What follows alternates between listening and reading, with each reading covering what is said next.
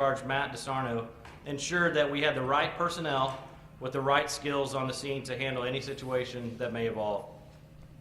We are eternally grateful for the support provided by the FBI this week. I would also like to thank the Colleyville Police Department and all of the agencies that responded to assist. On-duty South Lake and Keller units deployed immediately when they heard the radio traffic, and soon our partners in SWAT, which also include Roanoke and Trophy Club, quickly made their way to the scene. In total, we had approximately 252 law enforcement personnel from 13 different agencies assist us, and many more city departments and volunteers. I won't take the time to thank them here, but we will be posting a list on our social media to ensure that we recognize their significant contribution. In closing, we live and work in a wonderful community. Our elected officials, city manager's office, and many city departments voluntarily deployed to provide support that day. We're also grateful for the support of the public, both in terms of providing tips and leads, but also for the outpouring of appreciation to the department. Thank you all. At this time, I'll hand it over to SAC Matt DeSarno for his comments and an update on the investigation. Thank you very much.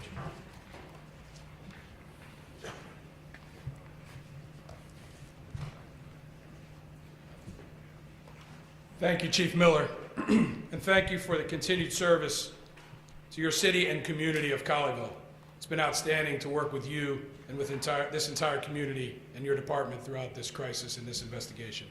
Again, my name is Matt DeSarno. I'm the Special Agent in charge of the Dallas Field Office of the FBI. My area of responsibility includes Colleyville, and as the Chief just explained, we respond in force when the law enforcement community is in need. The synagogue hostage-taking in Colleyville underscores the continued threat violent extremists pose to religious institutions, particularly Jewish institutions and other Jewish targets. The FBI is and has been treating Saturday's events as an act of terrorism targeting the Jewish community. It was committed by a terrorist espousing an anti-Semitic worldview. It was intentionally targeted in a selected location, the congregation Beth Israel Synagogue. Our thoughts remain with the victims and their families. Our thoughts are also focused on the entire Jewish community. We recognize that the Jewish community in particular has suffered violence and faces very real threats from across the hate spectrum, from domestic violent extremists to foreign terrorist organizations. And because of that, the FBI considers the enduring threats to the community to be among our very highest priorities. The Colleyville attack is a terrorism-related investigation in which the Jewish community was targeted, and the investigation is being led by the North Texas Joint Terrorism Task Force. As the FBI responded to the Colleyville Police Department's request for assistance on Saturday, and before Malik Faisal Akram ever made a single demand to law enforcement, he committed a felony under Title 18, United States Code, Section 247, when he forcibly kidnapped 4 hostages while they exercised their right to worship at Congregation Beth Israel. This is a federal hate crime. As negotiators began to engage with Akram, he repeatedly demanded the United States release a convicted al-Qaeda terrorist in exchange for the safe return of the hostages. In doing so, his actions clearly met the definition of terrorism as defined in Title 18 of the United States Code, Section 2331. As my team learned these initial facts, we immediately opened an international terrorism investigation. Let me be clear here. This was both a hate crime and an act of terrorism. The FBI has primary investigative jurisdiction for both of those violations. The FBI's top mission priority remains to protect the United States from terrorist attack. In this case, we brought every tool to bear towards that end, and we continue to do so. On Saturday night, I explained that an independent investigation of the shooting incident would occur. While the results of that review are not final, today I am able to confirm some key details of the final moments of the hostage crisis. As the hours passed and Akram's behavior changed, he wasn't as communicative with the negotiators. He became combative and issued ultimatums and deadlines. As my leadership team and I were making this assessment, Rabbi Charlie and the hostages seemed to have come to a similar conclusion. And just after 9 p.m., 2 near simultaneous plans of action unfolded. I authorized the FBI's hostage rescue team to make entry into Congregation Beth Israel on the south and west sides of the synagogue. As the teams approached, FBI Dallas SWAT encountered the three remaining hostages running from the northeast exit of the synagogue. The teams continued moving to the synagogue and made entry into the building. Akram's death was a result of the deadly force employed by the FBI. I'd like to take an opportunity to highlight the work of the crisis negotiation teams throughout this incident. The professionalism and expertise of the negotiation team, combined with the composure and judgment of the hostages, set the conditions for a successful resolution. This included the negotiated release of one hostage shortly after 5 p.m., and it facilitated the tactical delivery of food and medical aid to the hostages during the crisis.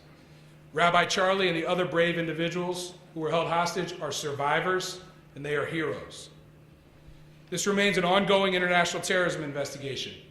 While I'm limited in the information I can provide in order to maintain the integrity of that investigation, I will confirm that we continue to coordinate with our international partners through our FBI legal attaché offices in the United Kingdom and elsewhere.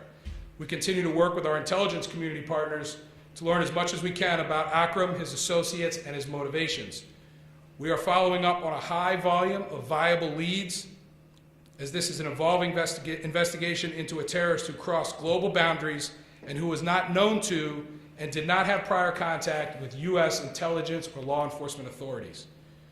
We are rigorously conducting analysis of Akram's associates and media, including his personal devices and online accounts. We're working hard to learn more about how Akram acquired the firearm he possessed, and of note, specifically, no explosives were recovered at the scene. To date, we've had significant success in tracking Akram's movement and identifying persons with whom he interacted while inside the United States. This includes from the time he landed in New York on December 29th until he entered the Congregation Beth Israel Synagogue on January 15th. I'd like to thank our partners, to include the New York City Police Department, the Dallas Police Department, the Fort Worth Police Department, and of course the Colleyville Police Department for their assistance in these efforts. I'd also like to thank the members of the public who voluntarily provided critical information in getting us to this point. The FBI is particularly skilled at amassing and mobilizing resources in response to a crisis such as this. In Dallas, we responded immediately with agents and analysts. Our victim specialists arrived to stay with family members as the hours passed.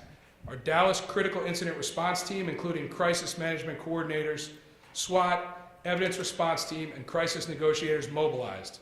A command post was established and staffed, and it included staff from Congregation Beth Israel. Resources from Quantico and FBI headquarters immediately engaged and began supporting our efforts. Within hours, on-scene resources flowed in from our critical incident response group, and this included the FBI's hostage rescue team, additional crisis negotiators, additional intelligence analysts, behavioral science experts, and additional crisis management coordinators.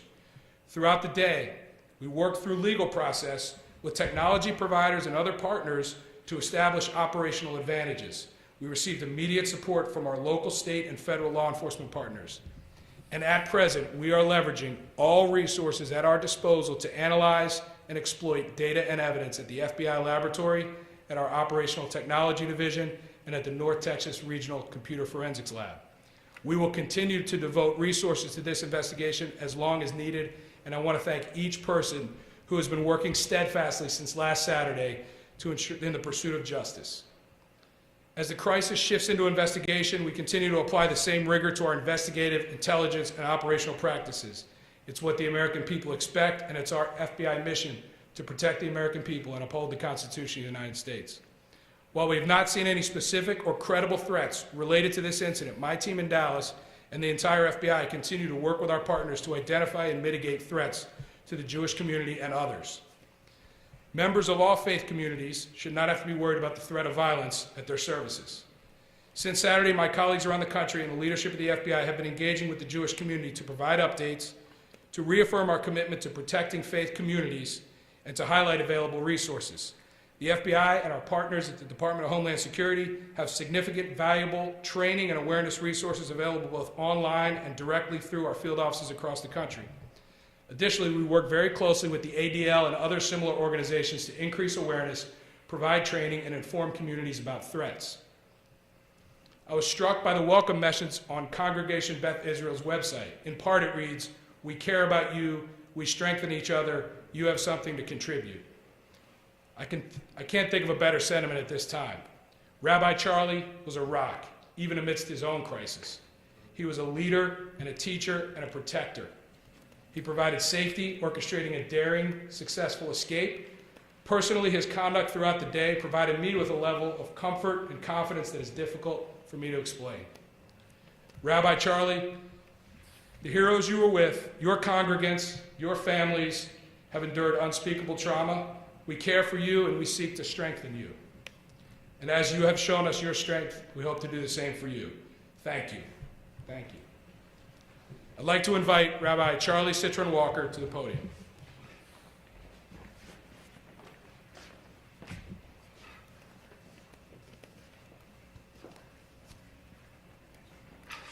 Thank you all for being here. I just want to express my gratitude this afternoon. I want to express my gratitude for the FBI, for all of the law enforcement that were involved in this operation, for the hostage negotiators who, in that whole team, from negotiator Matt to who I was on the phone with, and who was that voice, that calm voice on the other end, on speakerphone the entire time, to everyone that was a part of this. I want to thank Chief Miller and the Colleyville PD because, and in addition to thanking Chief Miller, I also want to thank Mayor Richard because, as I was just telling him before we came in, because of, right, I've been around here for a while, and he was the first mayor to establish a ministerial alliance, an opportunity for clergy and city officials to come together and meet on a quarterly basis. We would get regular updates from police and fire, and so many updates about all the construction, right, Jerry? And because of that relationship, when Chief Miller came on as the new chief a few years ago, I had his cell phone. I knew him personally. I had a relationship. And so when I had the opportunity to text with him and communicate with him about our situation, I had that resource available in that moment. And so a huge thanks to Mayor Richard, a huge thanks to Chief Miller, a huge thanks to everyone who was involved. And along with that, again, we haven't done this enough, just to thank Mike Finfer, who's our current president. But before he was the president of Congregation Beth Israel, he was our house chair and our safety lead. And he was the one who really pushed us as a congregation and as a community to make sure that we had plans in place, to make sure that we had and we took advantage of the trainings that were offered to our community. So I stand up here before you with great gratitude just to be alive, with such appreciation for all of those small little details that add up to something that fortunately was pretty miraculous. And so with gratitude to God, with gratitude for all of those individual human efforts that allow us to be here today, I'm just overflowing with gratitude. And let me also just add one more thank you to all of the media who's been camped out here in Colleyville. Thank you for your time and your energy. I know this hasn't been easy for y'all either. And just with great love to Congregation Beth Israel, great love to the Jewish people, and great love for all of the support that we have received over this past week. It's truly, truly been overwhelming. Thank you.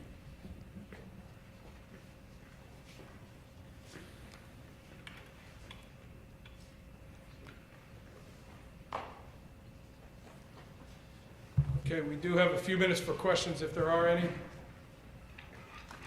Sir? Jake Leifert with the Associated Press. Do you have any indication of why Beth Israel specifically was targeted? Is that a question for me? Yes, sir. Okay. Yeah, so the question, Jake, is why Beth Israel specifically was targeted? Yes, sir. We do have information about that. I think what I'll say here is that we think that Akram was seeking the release of a convicted terrorist who is in federal prison. I didn't on Saturday night, and I don't intend now to give that person any further notoriety. But it was his belief that Congregation Beth Israel was the closest synagogue to where that prisoner was being housed at FMC Carswell. Thank you. Mr. Sarno, Sean. thank you, sir. Can you talk about why the 60 or 70 folks from Quantico came in? Certainly, you have an elite SWAT team right here at the Dallas FBI, as well as the surrounding agencies that were working with you. I could talk a little bit about that, Sean. So Sean's question is, why did we bring in the team from Washington? So, like I mentioned earlier, this was both a hate crime and an act of terror. We learned pretty early on that this was an active hostage situation. That team in Quantico is called the Hostage Rescue Team. They are the best team in the country, maybe in the world, in conducting what is the most dangerous law enforcement activity that exists, which is a hostage rescue. Dangerous both to operators and to hostages for obvious reasons. So we made the decision very early in the day, almost immediately after being notified that we had an active hostage situation, to engage with our critical incident response group, let them know what we had, ask them for help, and then they determined that they needed to send 2 full teams down here. How long did it take them to get here from your first call? From first call, about 6 hours they were here. They were ready to rock in 6 hours. They were on the ground here in shorter time than that, but it was a quick mobilization. I think it kind of demonstrates the ability of my organization that when there is a crisis, we can mobilize resources and get them halfway across the country relatively quickly. Thank you, Agent sir. Sarno, Sir. you mentioned how the escape coincided with your forced entry plans. Yes. So did you know that the rabbi and the other hostages were going to come out? I mean, was there any kind of communication or timing about this? Was it just a complete coincidence, or what can you say about that? I would not say it was a complete coincidence. What I would say is that we felt like we had pretty good situational awareness from my position with the negotiators and the other awareness tools that we were employing. The hostages had even better situational awareness than we did because they were inside of there. And I think we both kind of realized around the same time that it's time to go. And I authorized the teams to go, and Rabbi Charlie authorized himself and his hostages to get out.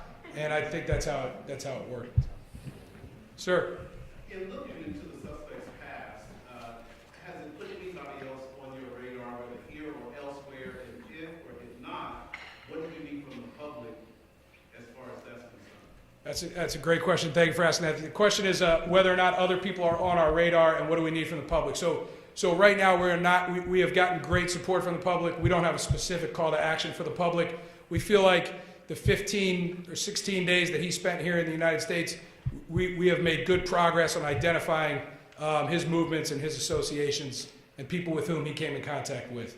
As far as his activity prior to coming here, outside of the scope of the continental United States, we are working closely with international partners, and I'm not going to comment on the work that we're doing in their countries, but we are getting great support, particularly from the UK.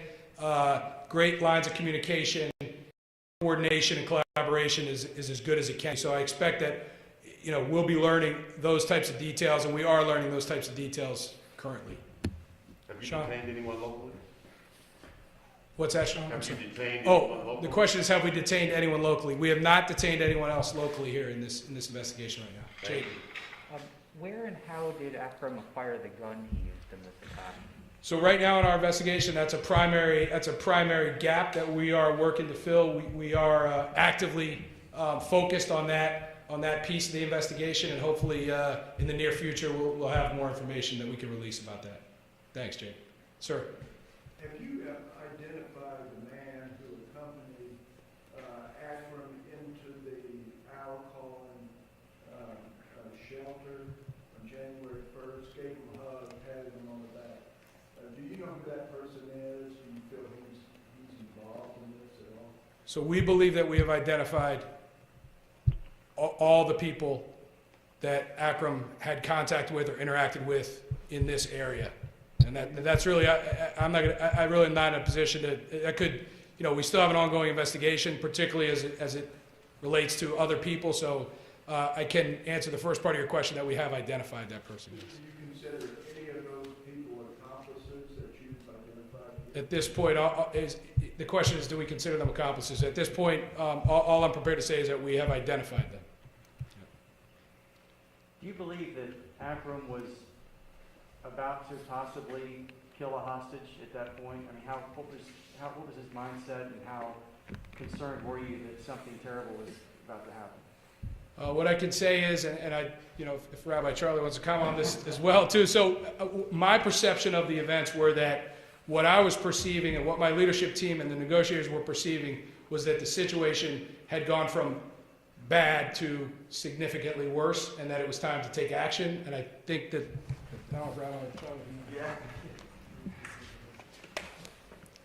I can honestly tell you that before this, like as things were getting bad, it was really bad. I was absolutely in fear of my life. I was kind of wondering, like, okay, FBI, like, let's, but of course we had no idea. We had no idea. And he went from extremely agitated with the negotiator to all of a sudden very calm like he was earlier in the day, just asking me for juice. And I was highly, highly concerned in that moment. And yet, fortunately, that gave us the opportunity, right, when we had liquid in his hand, right? So that was part of the opportunity that we took advantage of. So. Rabbi, while you're still there, yes.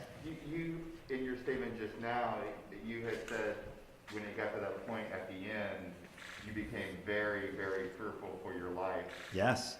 Having not been in that situation, I would assume from the very beginning you would be very, very fearful for your life. Can you kind of go through the emotions you and the other individuals with you kind of went through that day as it started and progressed through the day? I mean, that was a long time to be in such a stressful environment.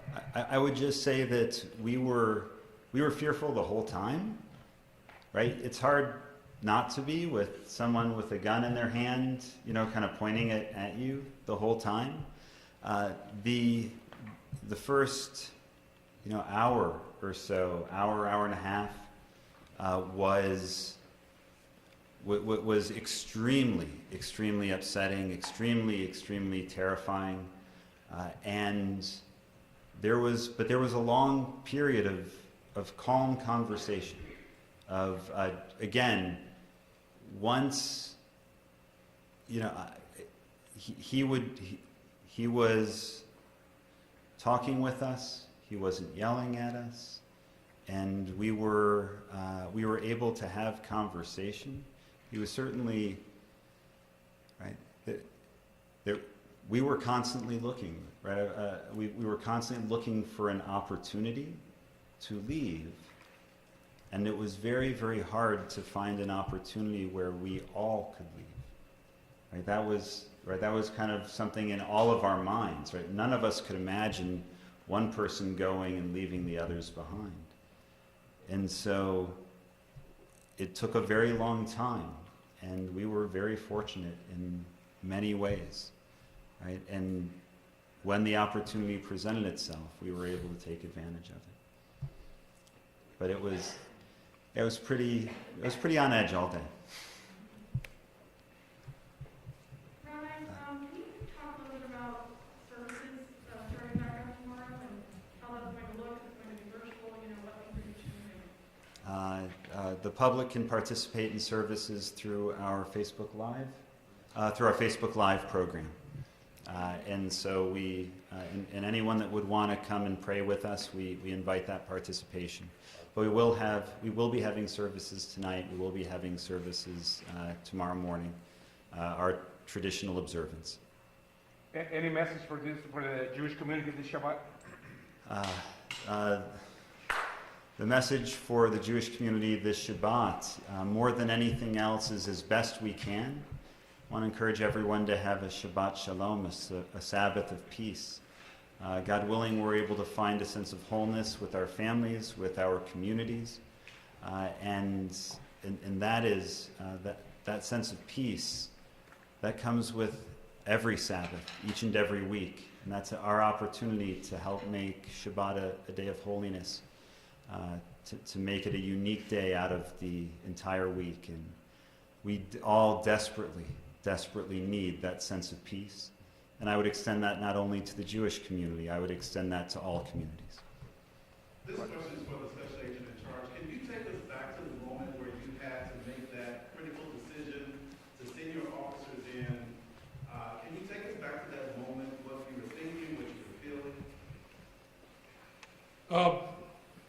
So what I'll say is that I felt like I had good situational awareness because I had help from, we had help from inside the synagogue. We had a great negotiation team that I highlighted earlier that gave us really good visibility into what was happening. We believed, we had a good idea of the condition of all the hostages and the mindset of the hostage taker. And so it gave me the confidence in the information that I had, combined with the confidence that I had in the abilities of the teams to do their job, that made a very difficult decision, one that I could make confidently. One quick question. The footage that was inside of the synagogue, was that something you were able to see during that? You trying to figure out what was happening inside? All I'm prepared to say about that is that we felt like we had really good audio coverage of what was happening in there and decent video coverage of what was happening in there.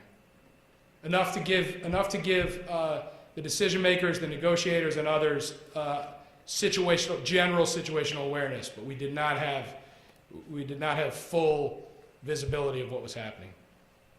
The key things we want to know are the condition of the hostages and the mindset of the hostage taker, and we were able to have that. The other line that he wrote to the synagogue, can you elaborate on other modes of transportation that he used to get around? And could you elaborate on some of the other places he went in the Metroplex? Really, all I can. The question was about elaborating on his modes of transportation and other places he went in the Metroplex. So as we still continue to conduct this investigation and determine exact all those things, and we have pretty good fidelity on those things, but I'm not at this point prepared to talk specifically about identifying associates or contacts or those types of. It's just investigative details I can't discuss right now. We'll take one more question. Sir, just relative to his motive, I mean, is it your belief that when he got on a plane in London, that was his goal for all along to do what he ended up doing? Or did along the trip somewhere did he decide to do this? So, the statement that I made earlier about his motive is where we are right now, that we believe that he committed an act of terror based on an anti-Semitic worldview in order to secure the release of a convicted terrorist. That's what we believe. That's what we believe was his motive. From the beginning of his travel to here. That's what you said. What I'll say about his motive. Yeah. All along that was his motive. What I believe, I don't know when that motive came about, if it was 7 years ago or 2 days before the attack, but that was the motive for conducting the attack. Is there a clear indication of his connection to the individual he wanted released? So the individual he wanted released is a convicted terrorist that foreign terrorist organizations in the past have tried to negotiate the release by exchanging American hostages for that person's release. So he is certainly aware, but I'm not aware of any personal connection to that person. All right. Thank you, everybody.